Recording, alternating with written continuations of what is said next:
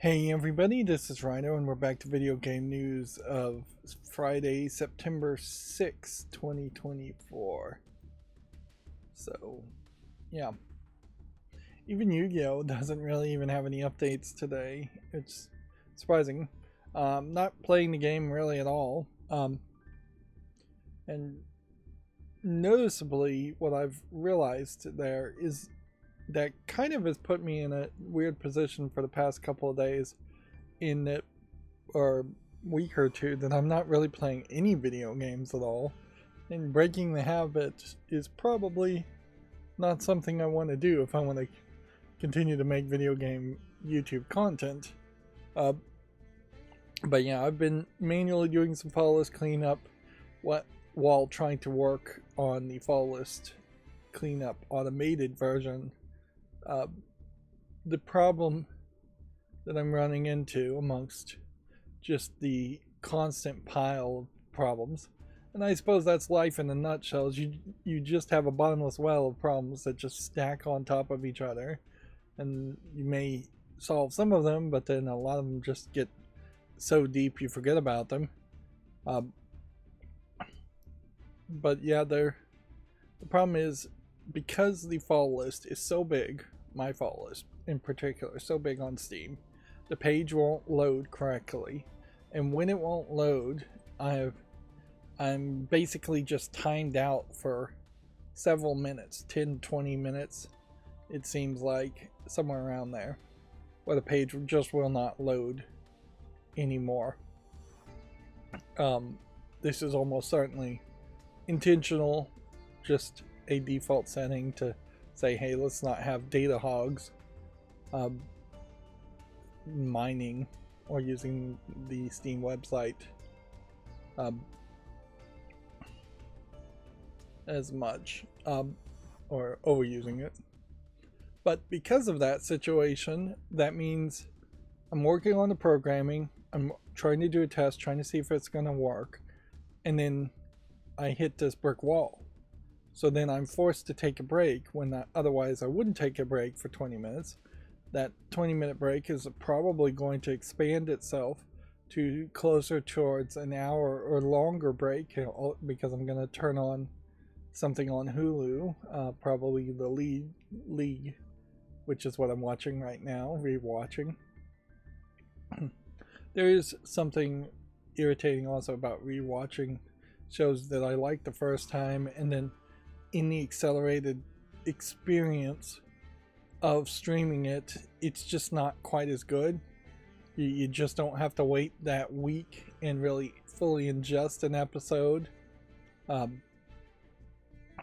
But so yeah, it just doesn't really stand up to the experience the first time around. Streaming really has killed that week to week watching experience that would give episodes more time to breathe, more time to be thought about and considered. It is very much just in one ear and out the other, and quickly forgotten. I'd also say that I'm noticing, on top of the just like bad room tone, lack of room tone audio in the League, there's a writing issue too. The problem of having what seems like 7 people all being the main character in a show is that then you've got to try and write for 7 people to do something in each episode, and it just doesn't happen. Entire characters disappear for entire episodes, or they'll have like one awkward bit. It almost feels like the League was in part improv too, and there's just like times where somebody will say something and then that'll be them for the entire conversation.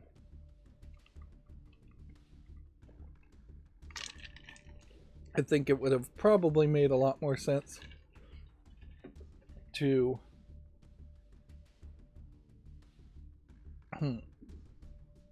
I have no idea how many men you can have in a football league, but it would make a lot more sense to have 12 episodes a season and have each season focus on one antagonist character Uh, Plus, the league has a lot of celebrity cameos too, so then there's just extra people showing up too.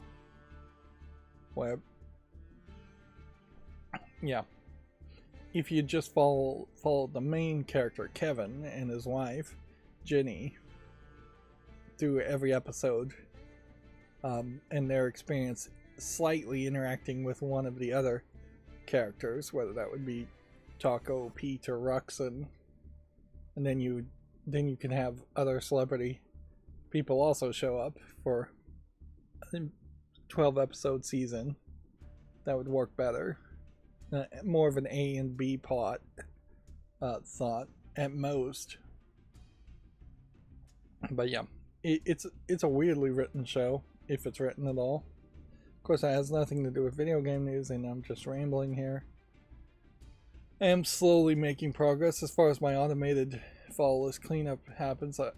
I need to rethink how I'm gonna do the follow list going forward, and yeah, we're going down the top SteamDB top played games, and Deadlock I think may have fallen a little bit. Black Myth Wukong I think is gonna just be a strong number 2, and then I imagine it's going to just slowly work its way downward as it's going to have people just finish the game. But yeah, there isn't really any new game today, so I imagine there isn't much of a change.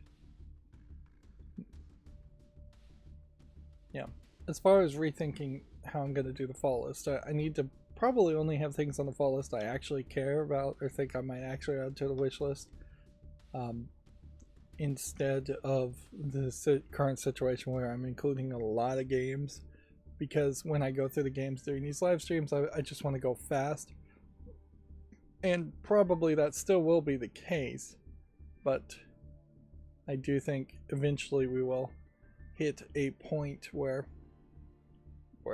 I'm gonna more consistently get rid of games. We can see on my chart here as it continues to sample that we have a bit of a spike here in Deadlock in the past couple days, but at the moment Dead by Daylight really is the average. So if I did bring it down to just the top games to this point, Deadlock, which is relevant to speak of, wouldn't really be hitting the section of importance. It wouldn't even be showing up on the chart.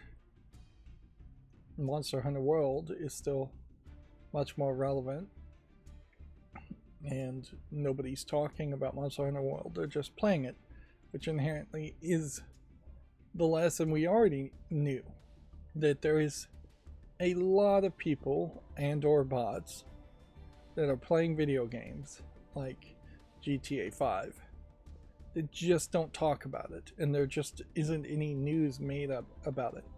And at a certain point, I guess that is also an argument that mainstream video game journalists kind of suck at their job, because I could just look at this chart and say we should be seeing an article about Counter-Strike 2 every week. If we can write an article, we should be seeing articles about Banana still being strong. That's somewhat relevant.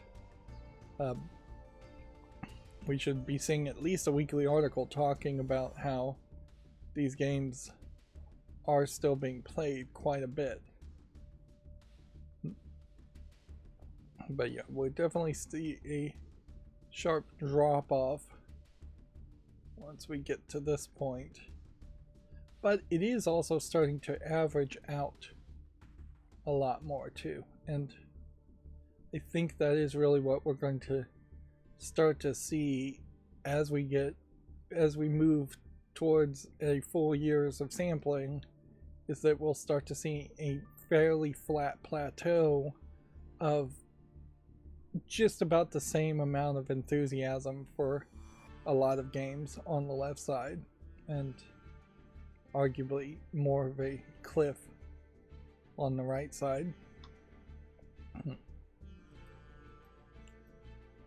yeah, there's still not really anything going on other than the space exploration game sales. Space exploration fest. I can use the right word.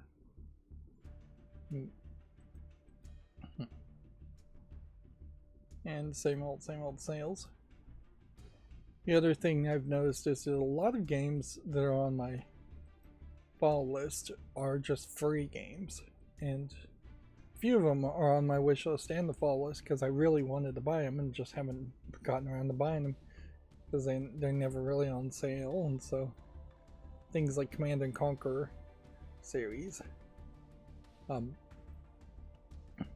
and Dungeon Keeper 2, which those kinds of games I really should buy just to reinvigorate enthusiasm towards playing games that I have more of an experience with. A lot of my content going forward probably should focus a little bit more on playing games that I've have some kind of experience with already, instead of just trying to play either new games or new to me games. I also saw that Cracking the Cryptic's YouTube page is trying out yet another game. They seem like they only really stream games 2 or 3 times for 2 or 3 hours each time. But yeah, there's this game called Cryptmaster that's more of a anagram focused game than you would think by the name, and looks like something I might be able to handle. So I think I automatically put that on the wish list. There's also certainly just like a decent argument to buy this, although right now I'm just like spending tons of money and waiting for Amazon packages for real world stuff, to move furniture and just organize things, decorate. So I'm not really thinking video game wise. But yeah, for as successful as my Lego game series have been, playing Kingdom Hearts does kind of make a lot of sense on that end, but I just really don't have a lot of passion to want to slog through Kingdom Hearts anyways. And so it definitely feels to me like if I was going to buy Kingdom Hearts, I'm really just buying it for nieces and nephews to play. Meanwhile, if I'm going to start thinking about things I do want to play, Resident Evil 4 Remake makes a lot more sense.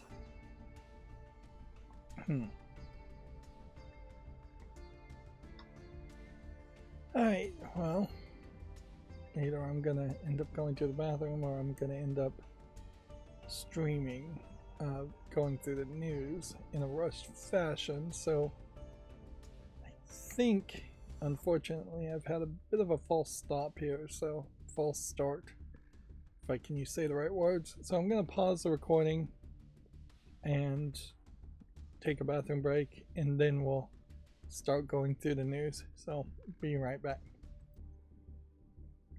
Okay, I'm back. Sorry about that. I still really have major physical issues, clearly, as far as trying to be a streamer, as far as can't even go 10 minutes sometimes without having to take a break. Yep. Anyways, video game news. My macros ran perfectly, my old macros ran perfectly, and I have to assume that's because Firefox updated itself. And so it is just like weird. There's clearly something with Firefox itself that was going wrong there to cause it to run so poorly.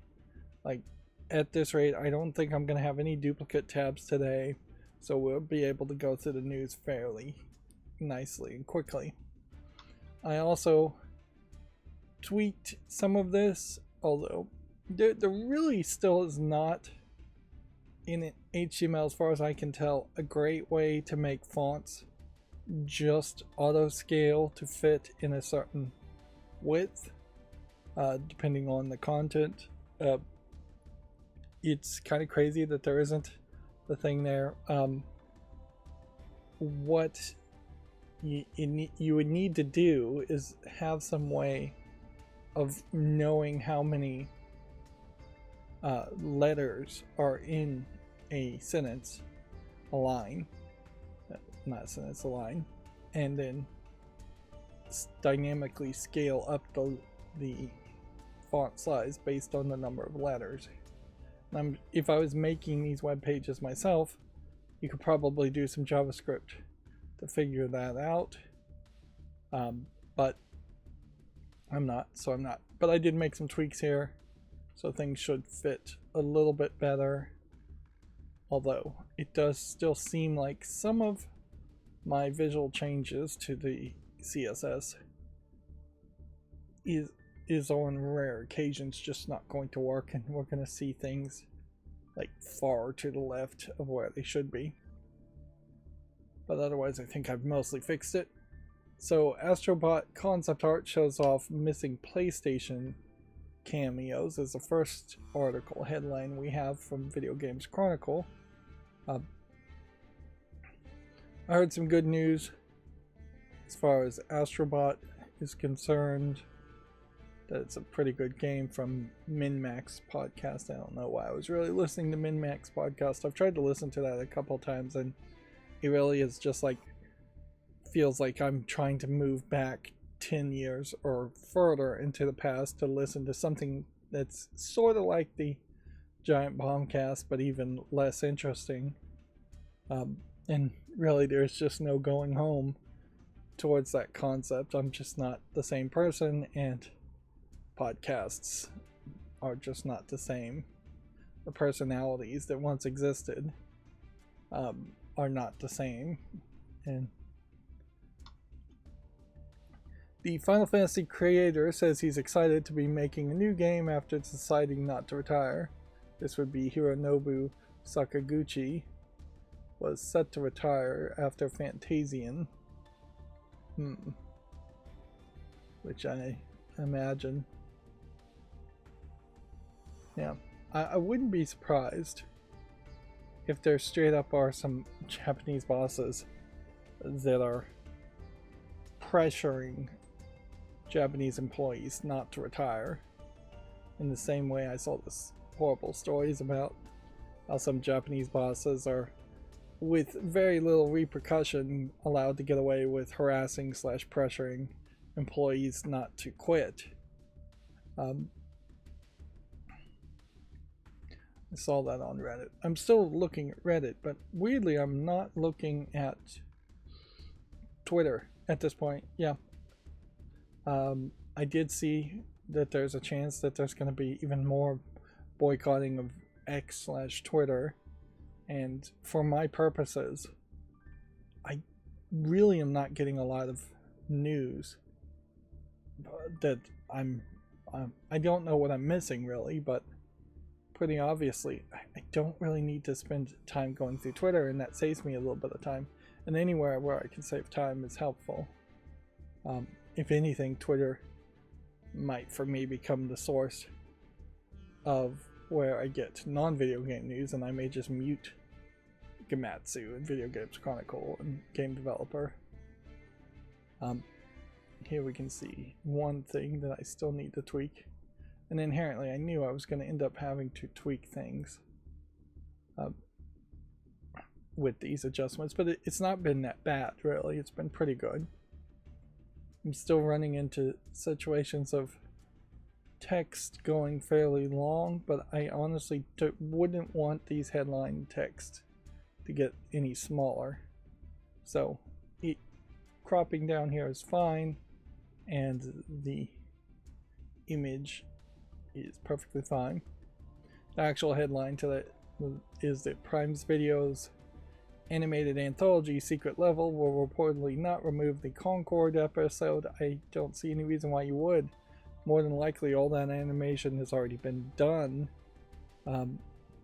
It's pretty much the only way you could announce a series like this without it becoming a boondoggle, this is going to get released in several years project, is to have secretly already made all the episodes, or be deep into development of all the episodes as you announce it. And I suspect Sony has contracts already for this animation, and Sony has some thoughts, at least on the accounting side, that they would want to put out the animation anyways.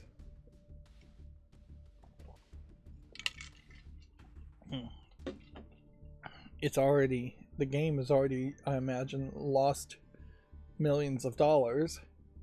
So what does it matter if they lose a few more million or a few more thousand on having an episode air? It does play deeper into the issue of 15 episodes for the secret level animated anthology series, and having several shows that are unlikely to land for different audiences. Yeah, looking at just the list here, I can't imagine that there's going to be too many fans of video games that are going to feel particularly attached to all 15 of these episodes, these games. There might be some fans of animation that like it, but we shall see. Like a Dragon's developer says the series will continue to focus on middle-aged guy things. The game's chilling out with older guys in a bar feels like a unique appeal, they claim. Okay. That makes a lot of sense. Like, I would assume that the Like a Dragon series has a lot to do with Yakuza people, and the Yakuza people tend to be middle-aged Japanese guys. It would be kind of crazy to try and change that, to make it a younger person, or to make it a female, or to make it a non-Japanese person.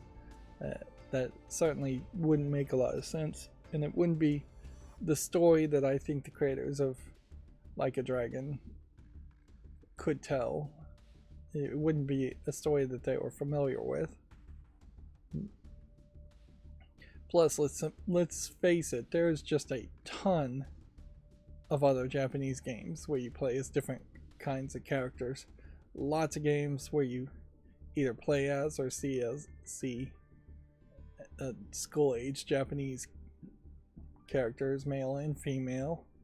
Lots of games where you're playing as younger, cooler Japanese characters, typically male, but sometimes female. So they do have a lock on that demographic. I don't know if there's a lot of desire for that demographic, but we may see that become more desirable overall, come to think of it, as gamers start to age. If there is clearly more male gamers than there are female gamers, depending on what you define as gamer. But yeah, as male gamers start to age, they may start to want an experience that more reflects their real world life experience a little bit more, although maybe not. PlayStation's 30th anniversary logo could include a PS5 Pro tease. A console showing a stripe design appeared to match previously leaked description. So the gray silhouette here, if you can even see it, has stripes here, which is in line with the rumored design of the PlayStation 5 Pro. Noticeably, a 30th anniversary for PlayStation should be a giant blowout, and it should be like amazing. I can't help but suspect that it is going to be heavily nostalgic, focusing way more on the PS1 and the PS2, and pretty much forgetting about the PS4 and the PS5. They'll say something about the PS5 because they're still trying to sell the PS5, but yeah. And they may mention the PS3 a little bit, but it's probably not going to get much either. Meanwhile, for the 30th anniversary, I wouldn't really expect any sales. I wouldn't expect any kind of anniversary game announcement. There possibly will be a PSN theme that comes out. Anniversaries are meaning less and less these days. Yeah, it really should be a big celebration. Apple Arcade is getting 8 games this month, including Bolero Plus. The Plus edition has no upfront price, microtransactions, or ads. Interesting, I didn't realize that Bolero had microtransactions or ads. Yeah.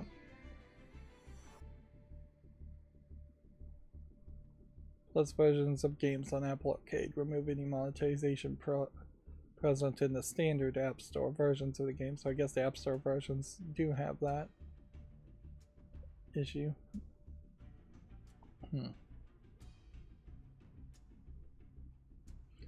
I can't help, from what I've personally experienced, to think that Apple Arcade is very much targeting younger kids. So when I see something like Bolero Plus being added, it just feels a little off, because it doesn't feel like the kind of game that parents would like their kids to be playing, because it looks too gambly. I guess 2K25 also doesn't feel super kid friendly either, but yeah. So my perception is probably wrong there. I would, though, generally assume that Apple Arcade is for people who are deep into the Apple ecostructure, have an Apple TV, don't have a console, don't have a Steam Deck, don't have a PC, maybe have a Switch, but that's not going to really change anything. But yeah, it's either going to be adults that don't want to get deep into gaming, or kids who aren't being allowed to get deep into gaming because their parents don't want to buy a console or a Steam Deck or a PC or anything like that.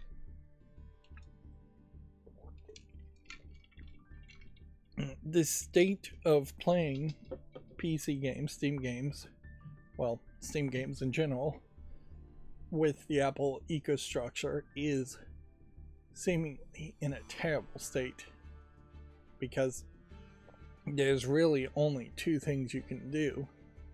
One is to buy a PC otherwise, and then use the Steam Link app to stream it to an Apple TV, possibly.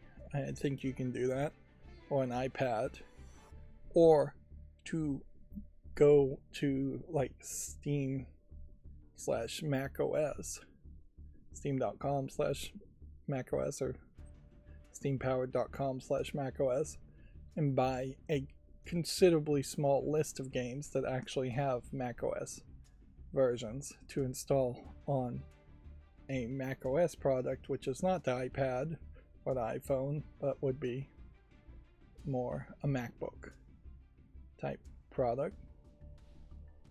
And yeah, neither one of those scenarios is particularly good. That has been the long-running problem with people with Macs, though, is that they've never really cared about gaming, which inherently makes a question as to why they even have computers in the first place. I think a lot of people that do have Macs are doing very, very little with it, and maybe that is why they like Macs, is because it doesn't Windows update all the time, which is understandable. But with the new generations of phones in the past 10-15 years, I think you can accomplish almost everything you can do on a MacBook on a phone, unless you want to do video or audio editing, and if you're doing that, then you probably still should be using Windows. because you're just going to get more software options at that point. Prime Gaming is giving away 28 games this month, including Borderlands and Lord of the Rings titles. Seems like a lot of games. Is Prime Gaming doing a big push here specifically for back to school reasons, or is it doing this specifically to make you forget about well, I don't know. This might be just for people who renewed their Prime service. It might be trying to get you to forget about Blue Protocol, which I think people will quickly forget about Blue Protocol. And yeah, if you're going to step out of Steam and instead have good old games versions of, or Apple Games app versions of games, you're still in the same problem as far as macOS and iOS. The games are still not compatible, so it's not really a Steam issue. It's a, was this program made for Windows, or was this program made for macOS? PlayStation's 30th anniversary celebrations include Spotify soundtracks and a board game. A free My First Gran Turismo trial will also attempt to attract newcomers to the series. So they're highlighting Gran Turismo more than anything, and then giving you Spotify soundtracks, which I assume you have to have a Spotify account, which costs money to listen to, and I assume means you don't actually own that music. And it's for God of War, God of War 2, Ghost of Sparta, God of War, Twisted Metal, Starhawk, and Unit 13, which I don't even know what Unit 13 is. I think that's a brand new game. That is basically nothing. Meanwhile, even if God of War was a big thing, like it was in the past couple of years, a year or two ago, they haven't announced or indicated that there's any development for a new God of War going on, which they probably should do. And then Shapes of Play Battle, a board game, which looks like it is some kind of Tetris type thing. Yeah, Sony has really dropped the ball, and arguably you might blame Jim Ryan on this one, that he just abandoned ship before the 30th anniversary and left PlayStation in a kind of bad position. But yeah, it's not just Jim Ryan that's been the problem. It's been the past 10 years in that PlayStation has gone out of its way to not be like Nintendo and not develop a lot of first-party products that they can rely on and consistently make sequels to. Instead, making third-party titles like Uncharted, which is now abandoned, or Horizon, which might as well be abandoned, or Last of Us, which might as well be abandoned. Spider-Man's about the only thing they've got left. It was a bad strategy. There is probably a better phrase somebody has coined that should be the opposite of tentpole games. Tentpole games being the really expensive games that hold up the tent and just maintain a console's relevance. In this case, PlayStation's relevance. I would argue that the move would be to call those tent peg games. That would be the best thing to call them, because if you have a tent pole to hold the top of a tent up, you also need tent pegs to hold the bottom of the peg down, and that would be what I think PlayStation needs more, is that they needed some kind of mascot. Astro now perhaps becoming that mascot if they consistently stick with it for the next 30 years. but they also just needed more games, more kid-friendly games, to make a better argument to sell a PlayStation to kids, and more games in general. It's Valve at least has the right idea by trying to make things like Artifact and Deadlock and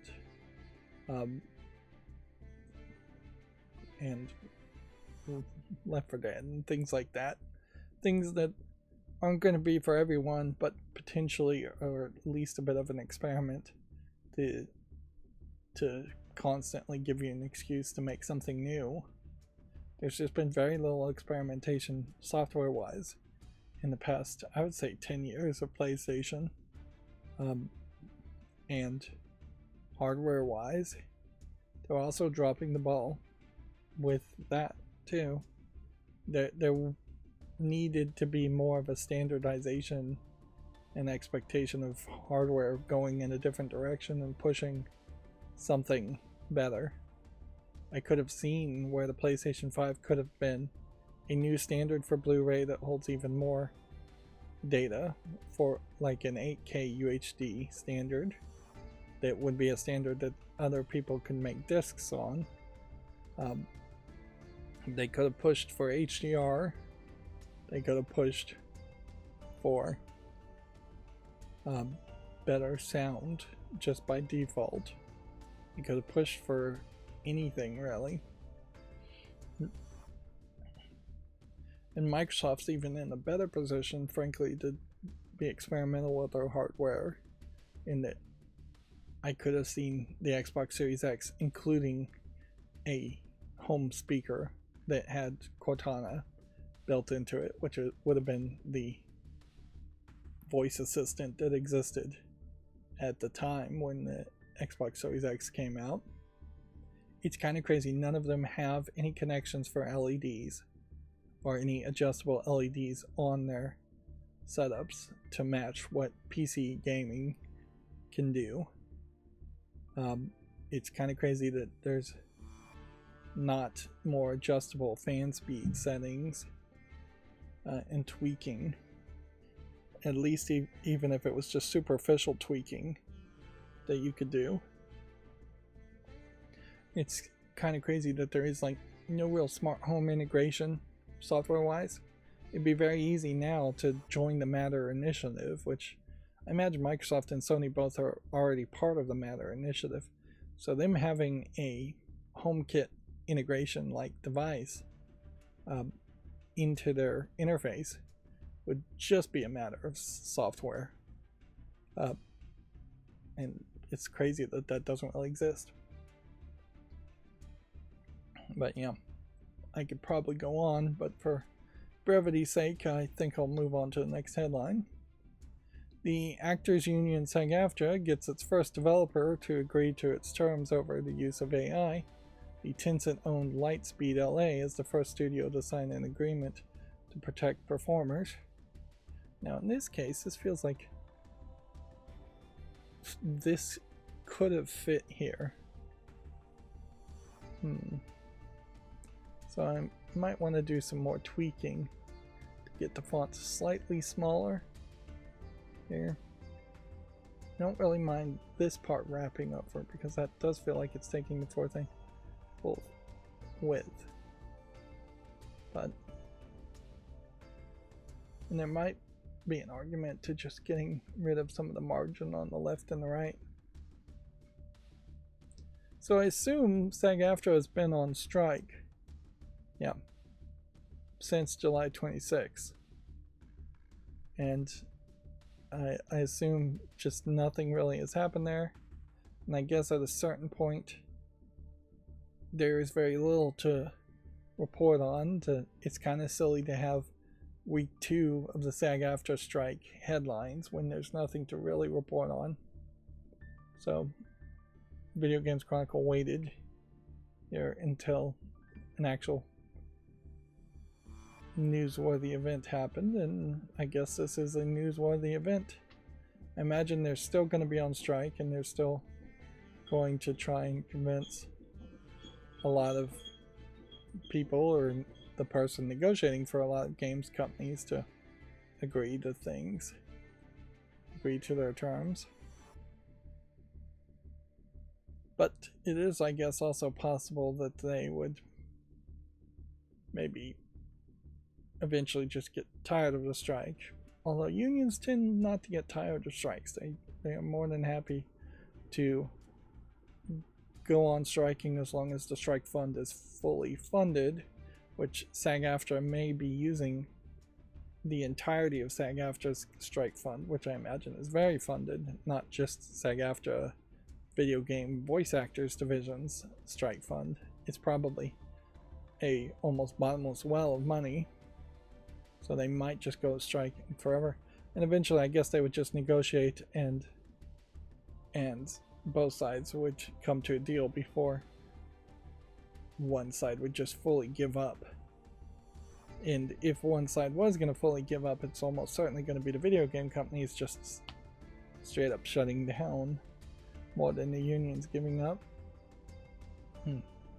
Because if you ever did really completely just give up on the strike, then your one power to affect things, which would be striking, would become very weak at that point. So it's really a matter of principle. They would never give up on a strike. Blurtro is coming to mobile later this month. I assume this is also coming to iOS and Android. The question there is it going to be full of microtransactions? My thought is possibly. I don't think the main game, the PC game, has microtransactions, but maybe it does. Or maybe it has some DLC. Astrobots is 2024's highest rated standalone game so far, according to Metacritic. Only Elden Ring's expansion, Pips, the new platformers. Pips? That's a weird word.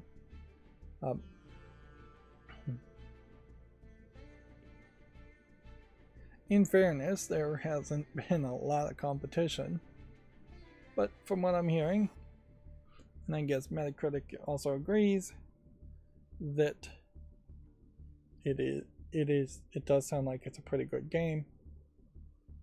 Is Astrobot alone a good enough game at 94 based on 100 critic reviews?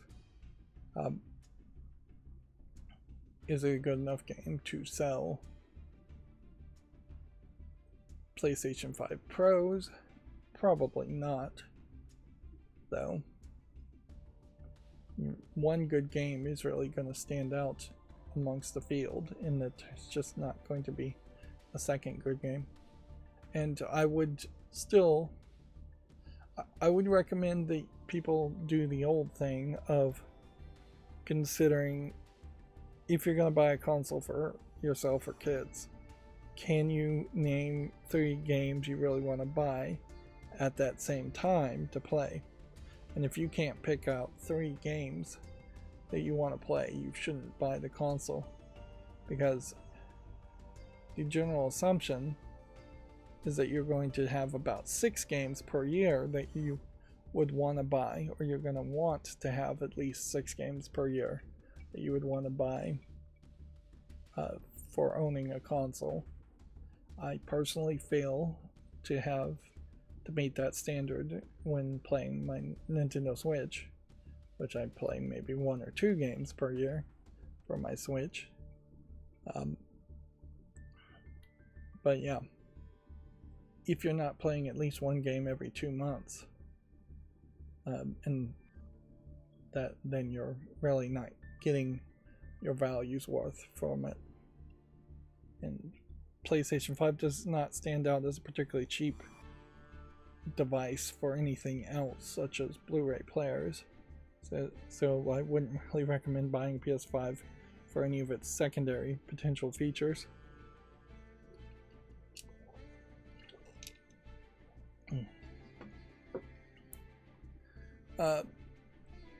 Konami has confirmed that Inter and AC Milan will be exclusive to eFootball this year.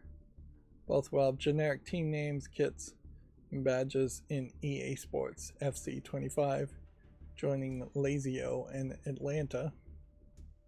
So these are, I assume, soccer teams that may not really be in a league so much. There is some weirdness in these soccer leagues in particular. There's just not, it's not the same thing as it is in the United States with the National Football League, where all the teams playing professional football are effectively, or are in the National Football League and controlled by just one organization. But yeah, it's a weirder, more independent system. Not being a soccer fan, I really can't speak to that anymore than that. Astrobot DLC will include challenge and speedrun levels. So, yep. A lot of news about Astrobot today. Warner says that a Hogwarts Legacy follow-up is a major priority for the company. A successor to the blockbuster game is expected a couple of years down the road. So at least we are at the point now where Warner Brothers is starting to talk and make promises. Of course, Hogwarts Legacy being set, I assume, in the past, is in a good position where they don't really have to deal with Harry Potter directly, and they don't have to conflict with any new Harry Potter movies that Warner Brothers Movies might want to make. But yeah, I definitely would want to see more from Warner as a game company now owned by AT&T, just to regain confidence that it is actually going to be a company that makes games and can deliver on the games that they make in a good quality, which we haven't seen that recently, with Suicide Squad being the biggest failure overall. Star Wars Outlaws creative director is a bit disappointed with its review scores. The game's Metacritic scores is in the high 70s on all platforms. Yeah, that's pretty much what I had heard too, and honestly, considering how many just outright flops other games have been, you probably should just be happy with it and not vocalize even a small disappointment. But yeah, this also may be a case where Star Wars as a genre is always a little less well received by reviewers, and movie reviewers in particular, and that there might be a fandom still around as far as Star Wars fans that might buy the game and play it regardless, which is, I think, very possible in this case. But then Star Wars fans can also be fairly demanding, so we might see that the response amongst actual fans may be even lower. But overall, Star Wars Outlaws seems like it's a solid B tier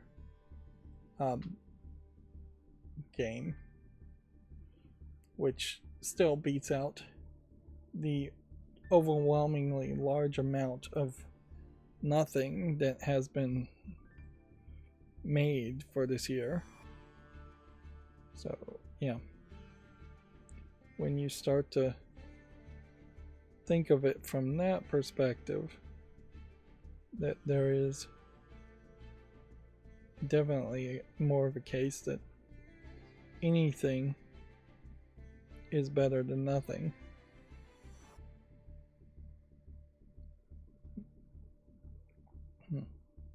I'm looking at my cameras right now, getting distracted. I have a bug sprayer spraying my house for apparently carpenter ants. Moving on, BioWare shows how the progression system works in Dragon Age: The Veilguard. So you can check out this Video Games Chronicle headline if you're interested in that. And then the Risk of Rain studio stops work on the new game as key talent has joined Valve. Opera Games co-founders and many other team members are now working at the Half-Life maker. This is slightly older headlines. And that's the last of the Video Games Chronicles headlines. And overall, just really minor tweaks still needs to be done as far as the appearance for that site. And we are getting very consistent.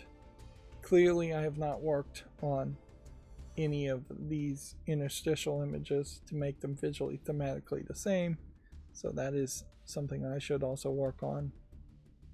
Of course, I should also just schedule videos and start playing a game.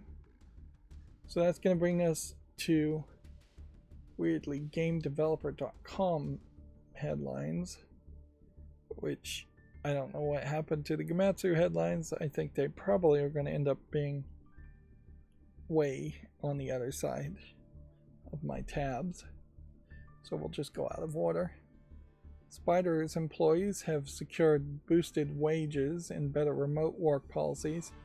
The developer at the French studio Spiders will receive better pay after threatening to strike, which that definitely shows the power of striking in a country like France, where even the threat leads to negotiation. I'm noticing here that there is an element here that should go away completely.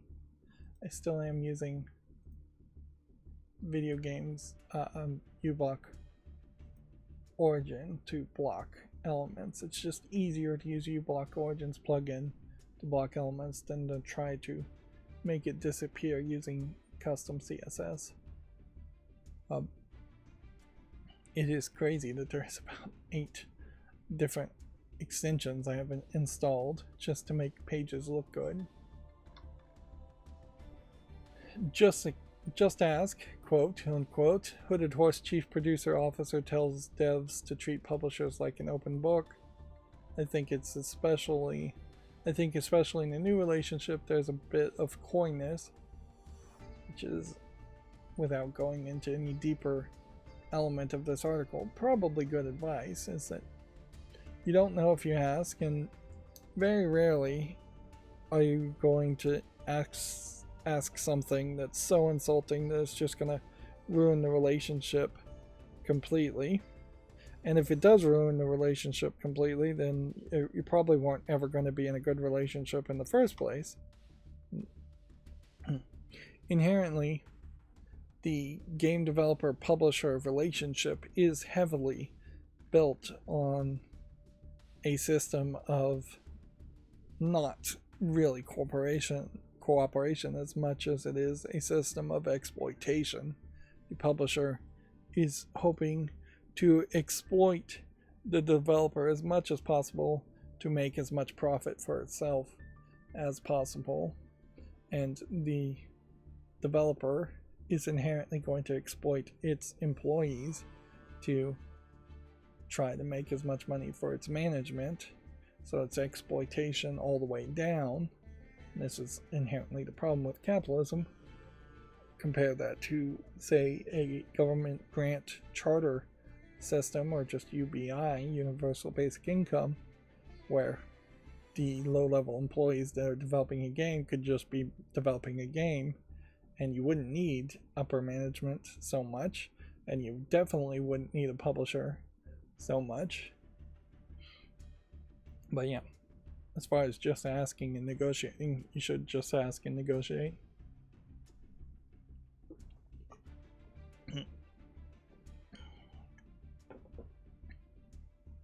Inherently, there is a situation where most deals aren't going to happen anyways, so asking for the moon isn't really busting deals, it's just revealing that the deal was never going to go through, or the compromises you were going to have to make the deal go through were going to be very large. There's another one also with the headlines just a little longer, so more tweaking on the font size for GameDeveloper.com. Sony execs claim the company isn't creating enough original franchises. Quote, "We don't have that much IP that we featured from the beginning," end quote. Which, yeah, I had already seen this headline, but this also is definitely the right thought to have when thinking about Sony anyways. Yeah, and they've just done a really poor job of trying to do that. Over the 30-year history of Sony PlayStation, they really could have just been acquiring a bunch of companies also, and Microsoft has done that, and that has changed Xbox from being the company that created Halo, which isn't even really true, because Bungie was an independent company that made Halo, maybe under the publishing agreement with Microsoft. But yeah, the original Xbox, being the Halo machine, has now expanded to something completely unrecognizable, and that Microsoft owns the Psychonauts series and all of Activision and all of Blizzard and all of Bethesda and Fable and several other companies, including the rights to the Halo series. They have just spent their way into owning lots and lots of IP. Now, perhaps they don't have the right talent to make new games using that IP, but I still would argue that Microsoft is in just a way better position today than PlayStation is, where PlayStation could have been acquiring companies over its 30-year history, and at the best of times, and have a lot more games and a lot more teams capable of making those games. But yeah, they've been extremely flippant as far as what they are focusing on, and Sony has just gotten away with selling hardware with small catalogs for far too long, and now they're starting to really fail as Nintendo's eating their lunch. Sony inherently could have bought a lot of the third-party developers that make games for the Switch during the PS2 and PS3 era, and slowly bled a lot of games that would have been support games, a lot of companies that would have been support companies, away from Nintendo and the Switch to the PlayStation. Or they could have bled a lot of support games from the Wii over to the PlayStation 3.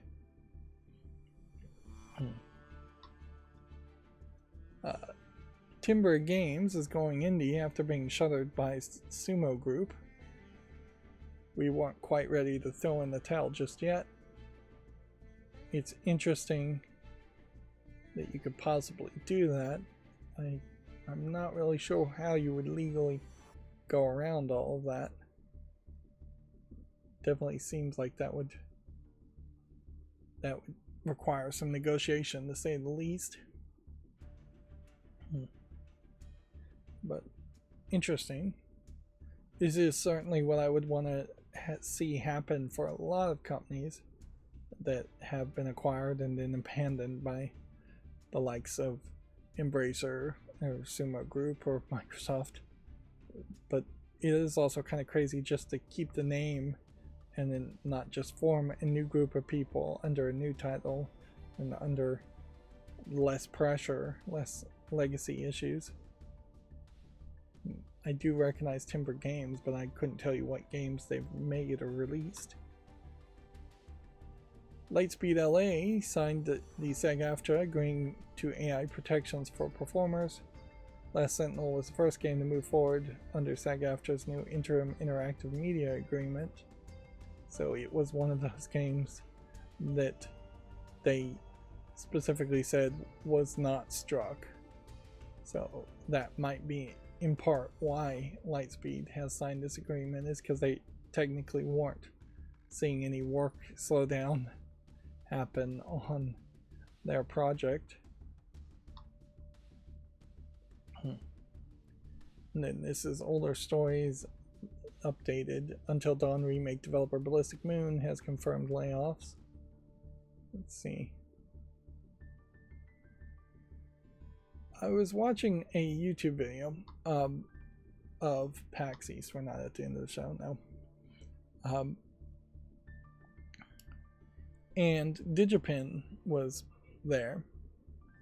And that did certainly remind me to say, form an opinion and repeat an opinion I think I've said before, in that Digipin is very likely not a good school to go to if you want to get into the video game development world, unless inherently you want to be scooped up by the likes of Microsoft or Valve, possibly, maybe even Apple, and then be a low-level employee that likely will never get anywhere in your career.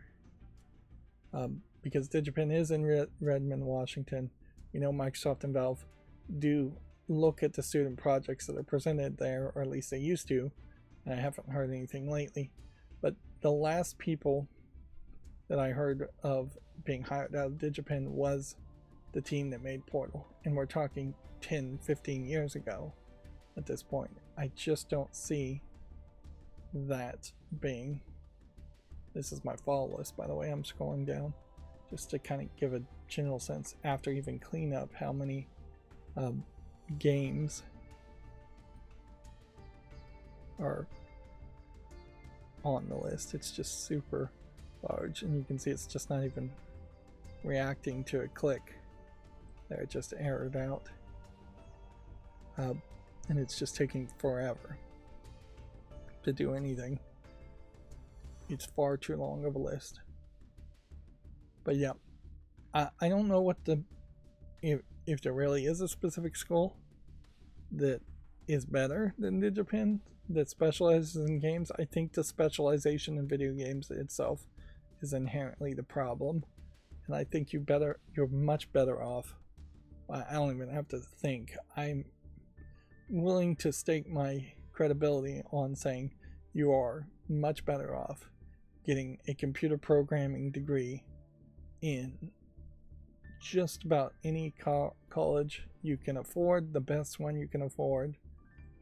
Instead, that'll leave you much more open to work outside of the game industry if you get disillusioned with the game industry, which almost certainly will eventually. Yes, MIT, Harvard, probably some really great companies there that to get programming degrees in, but I also would say just whatever you can afford if you need to go to college at all to be a programmer, which you probably do. So that they're going to want to see that you're in debt. They're going to want to see that you have a degree, at least a master's degree, bachelor's degree. I'm not sure if they really care if you have a master's degree or a doctorate in programming. I think that's kind of crazy. Generally, a doctorate in programming, I would assume, is just for college professors who are going to end up teaching programming themselves. What you're going to be taught in any of those schools as far as programming is going to be fairly different from what you're actually going to program and how you're actually going to program.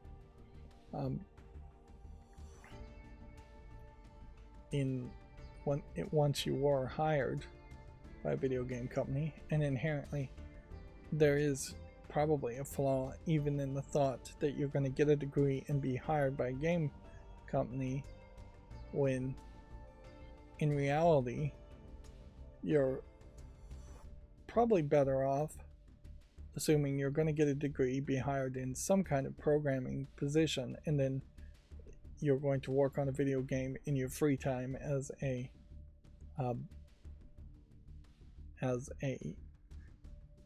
hobby. But yeah, it does definitely seem to me like DigiPen is doing just a really bad job of highlighting its successes, because I don't think it has anywhere as many successes as it really should. So when I do the follow list cleanup manually, I just have a plugin that lets me right click and draw a box here, and then I would just go all the way down through, say, the letter C's, and then that would be about 300 to 400 links that open up. But Valve clearly, as a website, is not designed for one person to be allowed to open 300 or 400 links.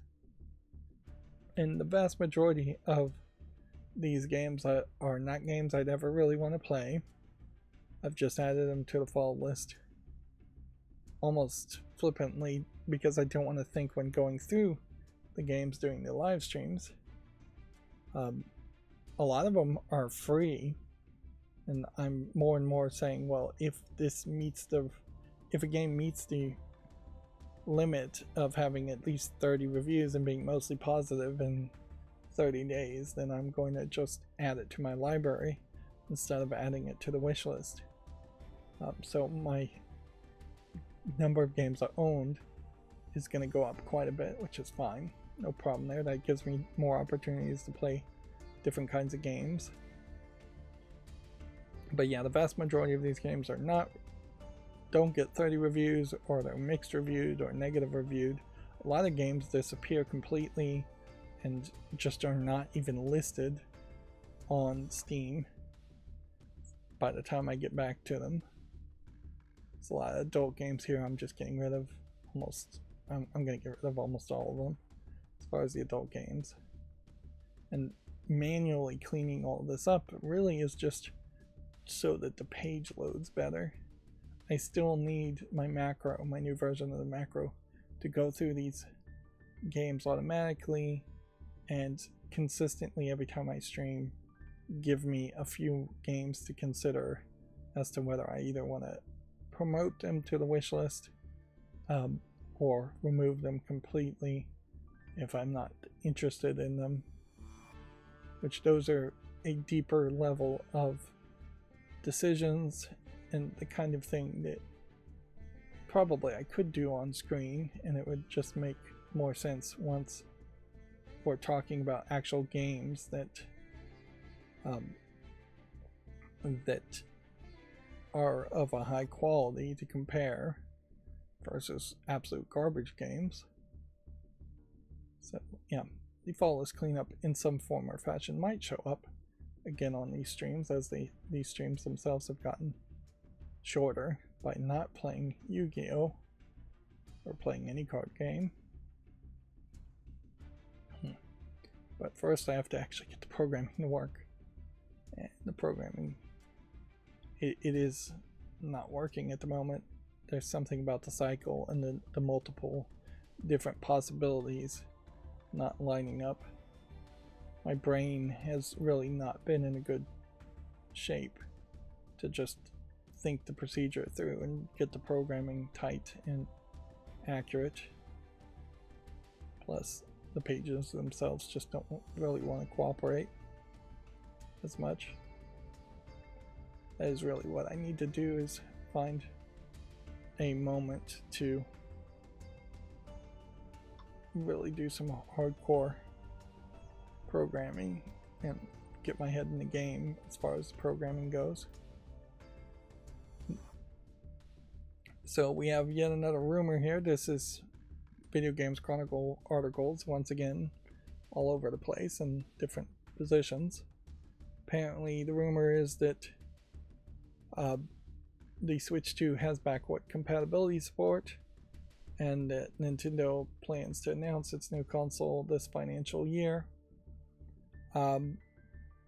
Nintendo's financial year ends at the end of the first chronological quarter of 2025. So end of March 2025, I think, is when their fiscal year ends. Which, yeah, totally makes sense that they would announce it at least by that point. Probably somewhere in January or February or March, and no earlier. Backwards compatibility is pretty much assumed at this point for all consoles, unless there's just some major breaking technology or changes that happens here. Nintendo has been fairly consistent in that all of its consoles recently do have at least one generation of backwards compatibility before it gets broken. So the Wii had the Wii U, which was backward compatible. The Switch probably going to have a Switch 2 that's backward compatible.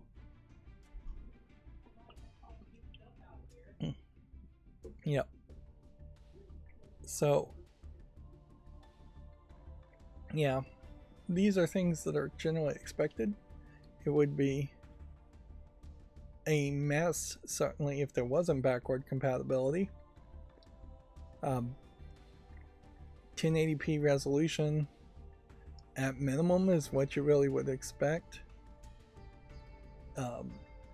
Although that might be a little high as far as the actual screen on a Switch 2, assuming a Switch 2 has a built-in screen and a dock that can support up to 4K resolution.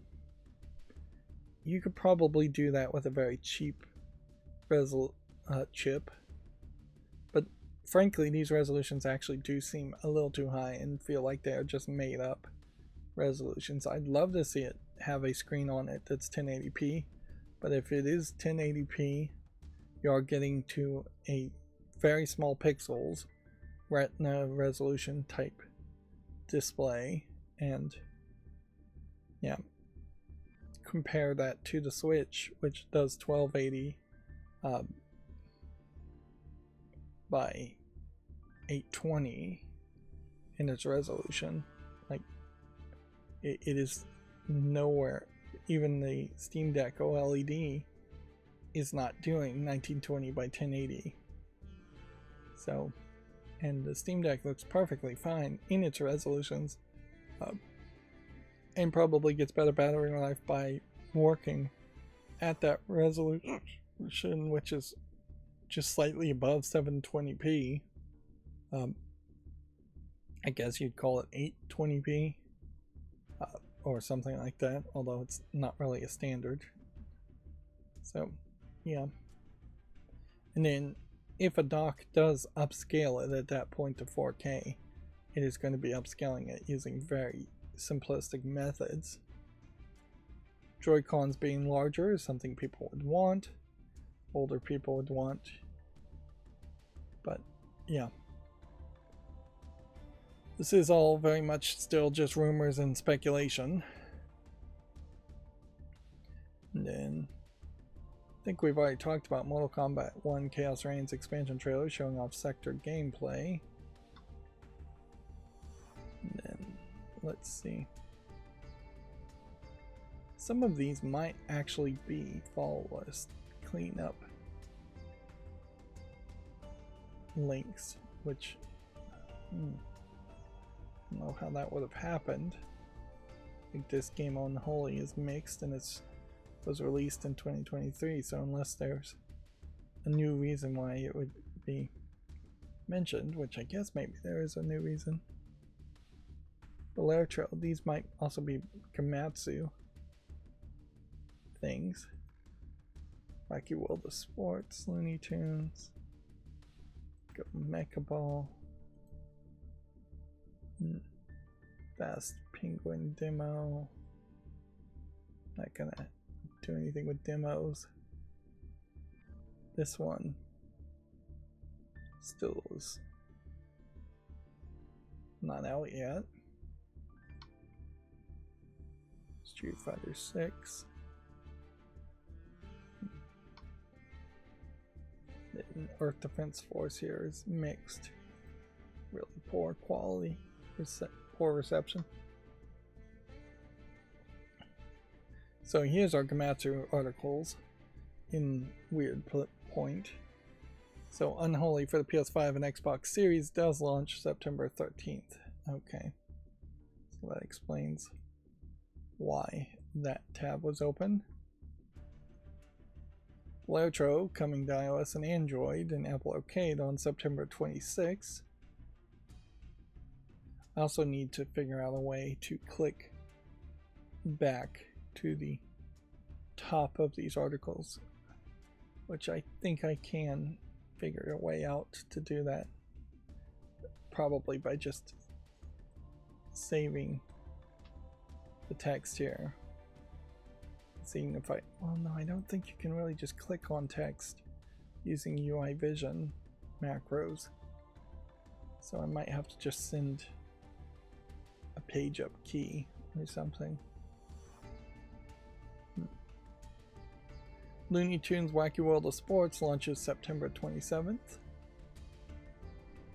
Always want to see these sports games succeed.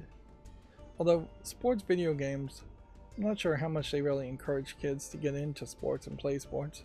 Inherently, I do kind of feel like by the time a kid is deep into video games, they are already out of the world of sports, and sports either are going to grab you when you are very young at 8, 7, 6 years old and stick with you for your whole life, or your parents are going to force you into sports, or you're going to have that experience, if you even do have that experience when you're young, and then just evolve into wanting to play video games and do more passive activities. Schools very possibly will force you into sports, and being in a sports class might be better than just being in general athletics, PE type classes. So you may still do sports, but I don't know if it's ever really going to be a big thing in most kids' lives.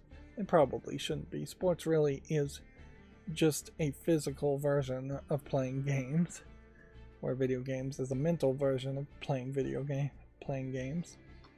So that they really are just about competing for your game time. Although I imagine parents are more than happy to give you unlimited amount of time to play sports, whereas they're going to limit the amount of time kids can play video games. An arcade-style twin-stick shooter called Go Mecha Ball is coming to PS4 and 5 and Switch on September 26th. Yep. I made some tweaks to the Gamatsu interface too, I believe. I think I've gotten it about as much as I want to, although I may have gone a little too small on the size of the images here, so there might be room to tweak the image to be a little bit bigger. Sony Interactive Entertainment shares an early glimpse at the PS3 anniversary plans. Fast Penguin Open Beta test for the PS5 and PC is set for September 7th to the 10th. Stories from Seoul, the Gundog launches February 20th, 2025. Is where I probably was thinking the most, is that Shearing the Wanderer, the Mystery Dungeon of Serpent Coil Island DLC Plus Pack Part 1 launches September 10th in the West. Part 2 is to launch day and date in Japan on October 31st. So, yeah, here's an example of where this font maybe needs to go down a little bit more, but honestly, I don't know if I could make it go down anymore. So I probably should tweak that a little bit. I could see making the picture a little bit bigger for most pages, and then in this case just have the picture go a little bit smaller than usual. So that's the page I want to use as an example to tweak with and play with. Street Fighter 6 sales have topped 4 million. And so much of these really are just reading the headlines, and there's just no need to scroll down, so I need to get better at not scrolling down, saving time. Xbox Tokyo Game Show 2024 broadcast is set for September 26th. Games for Xbox, Activision, Blizzard Entertainment, Bethesda, and third-party partners. Do we have any more details? Doesn't seem like it. This again is one that could be tweaked to a slightly smaller font. Rent a Girlfriend, The Horizon and the Girl in the Swimsuit opening movie is available on Komatsu if you want to check that out. Earth Defense Force sales have topped 550,000. Sorry about that. Despite it being received very poorly, sales seem to be kind of high. Night Slasher Remake launches September 26. Astrobot Play Will Find a Way live action trailer is available. And in the Silent Hill 2 remake, first 90 minutes of gameplay is available. Again, it would be very nice if this was more dynamic in the sizing of the images. And some of that can be done, but clearly I'm not getting it perfect. There's obviously enough room here. And there is definitely an argument to maybe make the margins about half as thick as they are. So that was the Komatsu headlines. And this should be all the new games on Steam now. And then we had games left over from the last stream that I also want to show off. Fortunately, there isn't really a ton of them. Let's see, give that one a chance.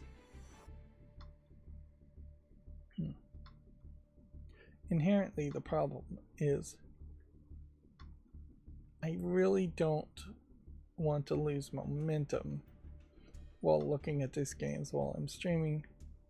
So inherently I am just putting a lot of these on the follow list to then potentially check back with them later. And by doing that, that gives me a lot of opportunity to wait 30 days, see if it gets 30 reviews, or see if it just is not relevant. The sad truth is that there's just a massive amount of games that don't hit that relevancy line, in that there's just not anybody playing them. But then you also have people, games like this that have like 5,000 reviews.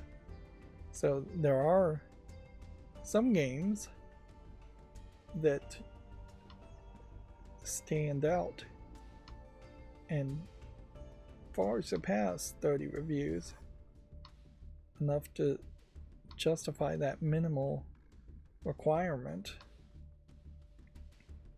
Of course, that is also assuming that reviews matter, and maybe they don't.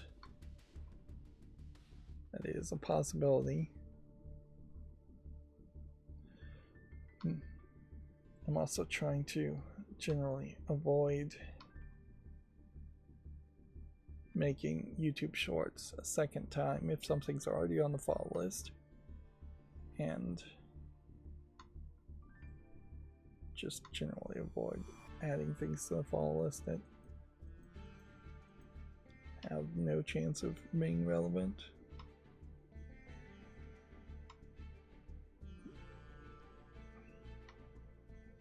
It's kind of my life in a nutshell as far as being a YouTube content creator. It is the search for relevancy, search for games that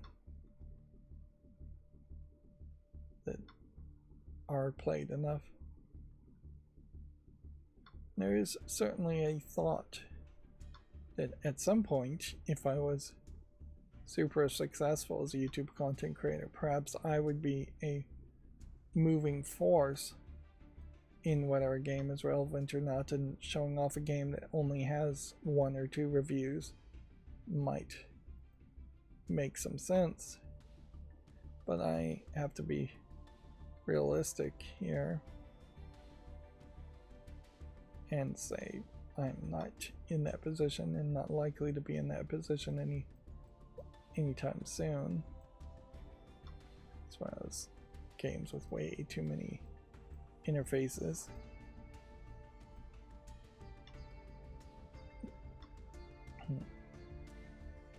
there is also a point to be made that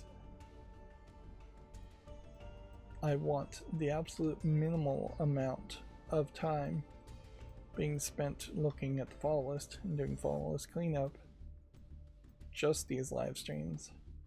And I want to open up the rest of my time as far as being points in which I actually play video games and make content, which is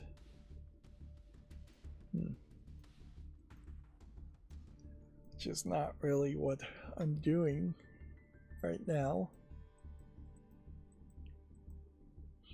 And there definitely is an argument that if I just run out of things to distract myself with, I should just start playing another game and making more footage. It does definitely matter if I make a bunch of footage and never schedule it, but at least I'd be further ahead doing that. Like, I theoretically could go silent on my channel and not put out any new pre-recorded content for a year and still play games and have content, and then just schedule a bunch of stuff to air a year later. That would just give me a nice amount of buffer to hopefully not do that a second time. I should have closed that one. I might be doing the wrong gestures here. And